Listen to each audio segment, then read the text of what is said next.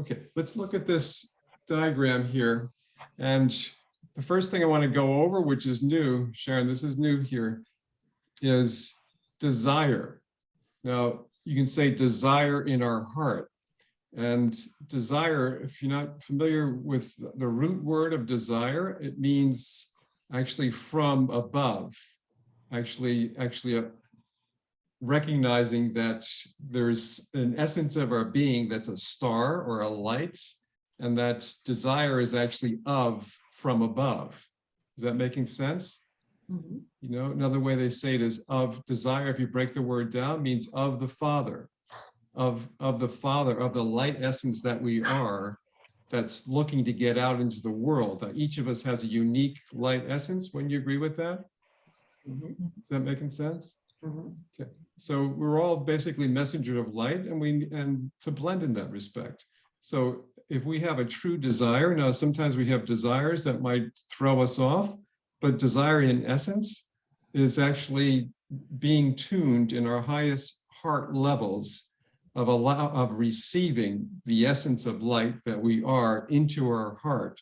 And how that's done, remember look at the picture about the smooth waves. Mm-hmm. When we have a coherent heart rhythms, heart rate variability is coherent, it allows for that true desire to be received in our heart, which brings us into what's called the flow state. Sharon, have you read about the flow state at all? Have you come across that? Well, no, the zone, but not the flow. Okay, another way of saying it is being in the zone, like athletes who are really playing well. Okay, so like being in the zone, but now there's something else being coined in terms of being in the flow state, where your life takes on like a coherent sequence, moment by moment, day by day. It's like you're not being like up one day, down another day, but there's more of you feel you're in a flow state. And that brings conscious mind self-care, where consciously you begin to actually perceive that from feeling, and that it allows us to see what self-care we need to apply for ourselves, but also for the whole of we're with. You know, the self-care of our families, our world, and starting with ourselves, which brings the focus. It brings the focus something in our lives in terms of what we need to do in this moment, in that moment, in the next moment. And ultimately, it's extending an integrated life-giving influence. So all of us are an essence of light that needs to get out into the world, but having it integrated. We're not a light on our own, but it's a light to share outward into the world. And sometimes here, now I've coined this process, the messenger RNA process, to use as needed. Now here I just kind of outlined what happens here when that light that we are is getting into our hearts the way it should and receiving that. There's something bright extending out into the world through us. But what happens when we recognize, or what happens when our heart gets impacted, something we don't like? You can say our heart shrivels a bit. Remember like the Grinch, just Christmas time here, our heart can get impacted and begin to contract. But it's important to recognize, the R stands for recognizing when our heart's being impacted or when we're reacting to something. And then to recognize here too, that we have a choice.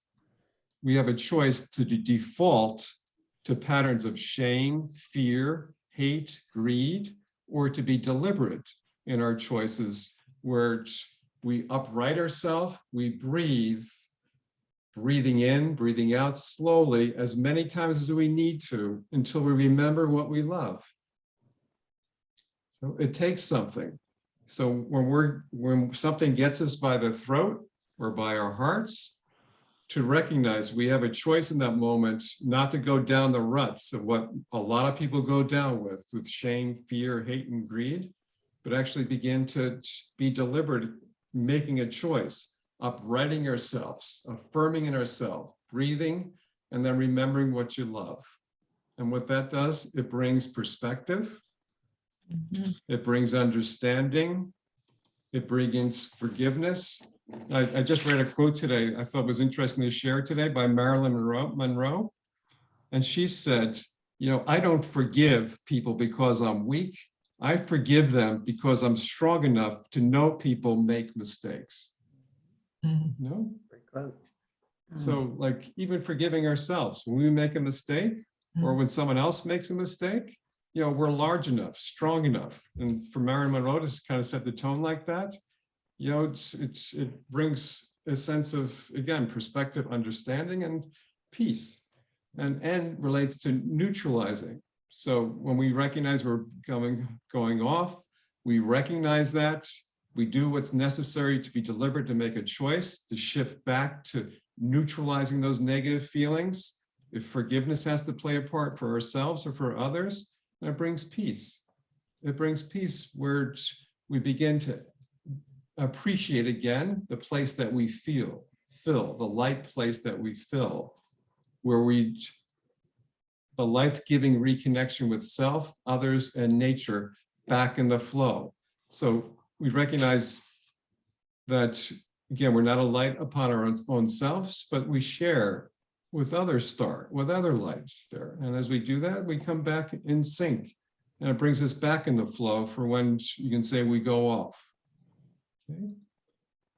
Now, something to recognize too, that when we do hold patterns of shame, fear, hate, and greed, and in the way the world is, we're going to feel these things, but learning how not to react to them when they come up, learning how to shift as best that we can. And sometimes we have to hold steady with these things until they do clear. But if we hold on to shame, fear, hate, and greed, it basically accelerates our aging process. And who doesn't want to stay healthy as long as possible and preventing the aging process and the disease process? So that's where I've been developing a platform, which I mentioned to Sharon before about in the offing. I'm developing a platform called Conscious Healthy Aging Group Program. And that's for those of us, and for all of us here, we're all aging. And we want to see what it takes to be conscious about our aging so we can slow that down or be as healthy as possible. So staying well as you age, sustaining your reason for being.